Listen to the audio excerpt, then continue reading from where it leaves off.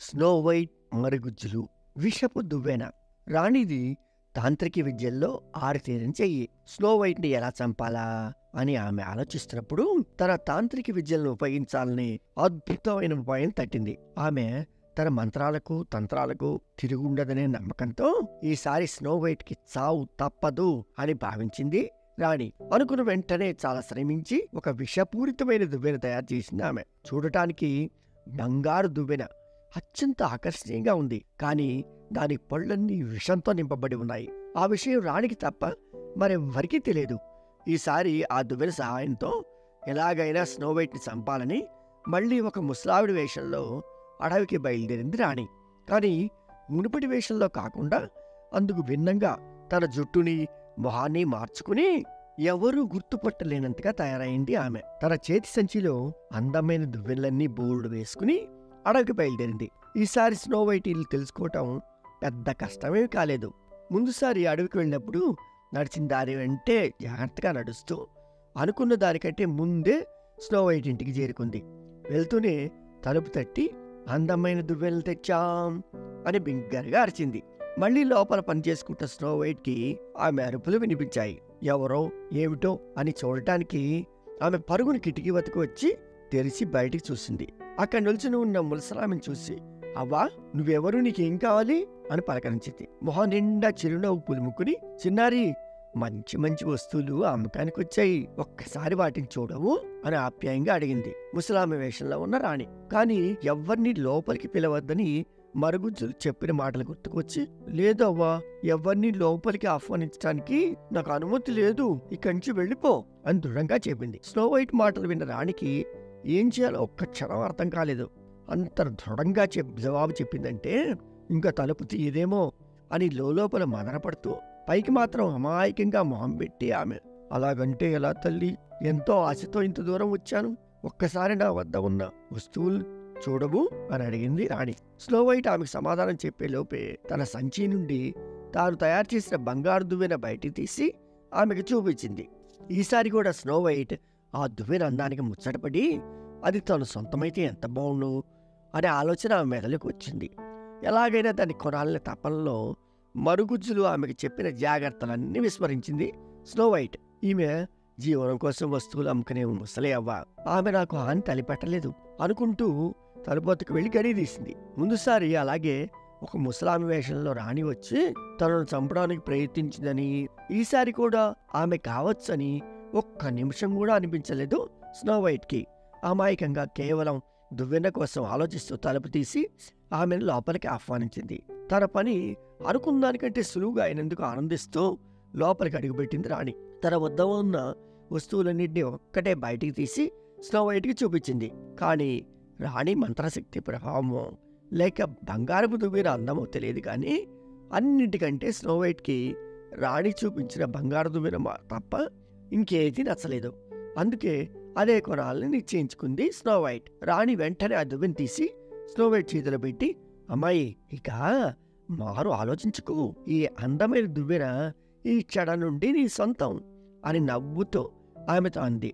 అలా ఇద్దరు కొంతసేపు కబుర్లు చెప్పుకుని ఆనందంగా గడిపారు. తన మీద స్నో వైట్కి ఎలాంటి అనుమానం రాలేదని తేల్చుకున్న రాణి తర్వాత తన అసలు ఉపాయం అమలుపరచాలని నిర్ణయించుకుంది. స్నో వైట్ ని కింద నుండి మీదకి పరీక్షగా చూస్తూ లేని పెత్తరికం వలకబోస్తూ, అయ్యో తల్లి, ఇంత అందమైన దానవు తయారవటం చేత కాలేదే, చూడు, నీకు చూడు, నీ జుట్టంతా రేగి ఎంత అసహ్యంగా ఉందో, చక్కగా తయారైతే బొమ్మలా ఉంటావు, నీకు జడ వేసి బాగుగూలు చుట్టానికి ఇంట్లో ఎవరు లేరా అని ఆరా తీసింది. ఎవరు లేరు అవ్వా, నిన్నొక్కదాన్నే రోజంతా ఇంట్లో ఉంటాను అని సమాధానం చెప్పగానే, ఇలా నువ్వు కొన్న కొత్త దువ్వెనివ్వు, కనీసం వెళ్లే ముందైనా నీ జుట్టు సరిగ్గా దువ్వి నిన్ను చక్కగా తయారు చేస్తాను అని స్నో వైట్ చేతులను దువ్వెని తీసుకుంది. తల్లిలా మాట్లాడి తన గురించి తాపత్రయపడుతోందని ఆనందించింది తప్ప ఆ అభిమానం వెనక కుట్ర ఉంటుందని ఆ చిన్నారి ఊహించలేకపోయింది. అందుకే ఆ ముసలామె చెప్పినట్లు వింటూ ఆమెకు దగ్గరగా జడ వేయించుకోవడానికి జరిగింది.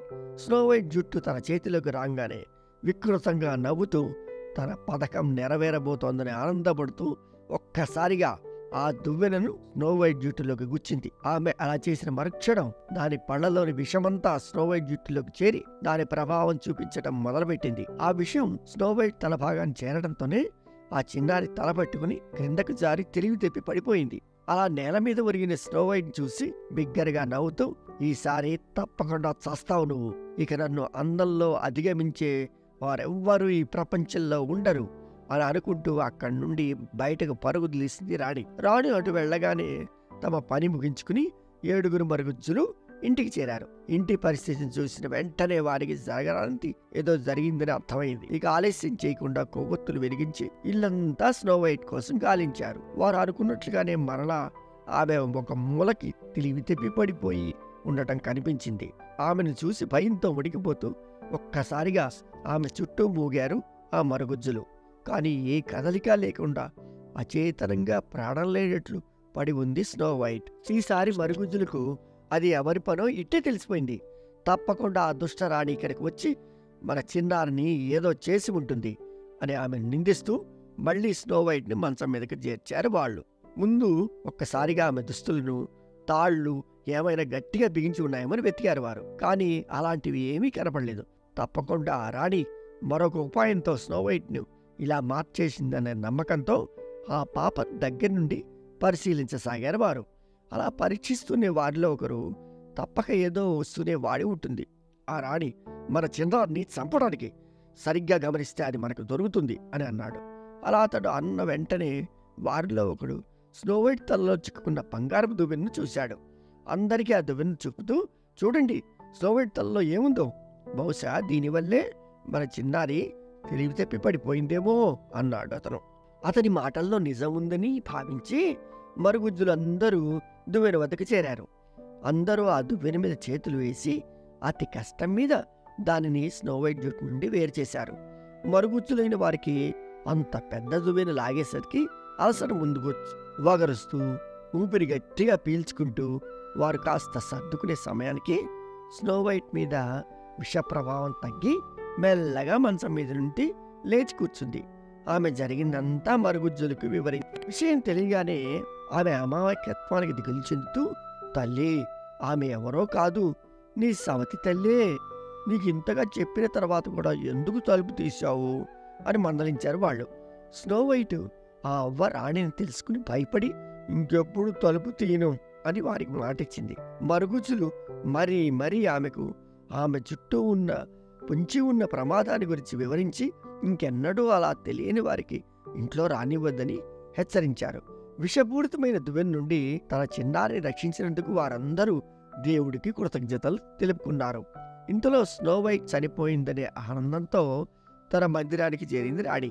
ఆమె చావు గురించి రాణికి ఎలాంటి అనుమానం లేకపోయినా తానే అందగత్తెననే అర్థం చెప్తుండగా వినాలని ఆమె కోరిక. తనకిష్టమైన పాటలు పాడుకుంటూ స్నానం చేసి అందంగా తయారైంది. మళ్ళీ తన అద్దాన్ని బయటికి తీసింది రాణి. దాన్ని గోడకు తగిలించి, ఓ అద్దమా, ఇప్పుడు చెప్పు, అందరికంటే ఈ ప్రపంచంలో అందమైన వారెవ్వరు అని దర్పంగా పలికింది రాణి. ఓ రాణి, నువ్వు చాలా అందగత్తెవు కాదనను, కానీ అడవులలో 7 మరుగుజ్జులతో ఉంటున్న స్నో వైట్ నీకంటే ఎంతో అందమైంది అని సమాధానం ఇచ్చింది అద్దం. తర్వాత ఏమైందో తరువాయి భాగంలో చూద్దామా?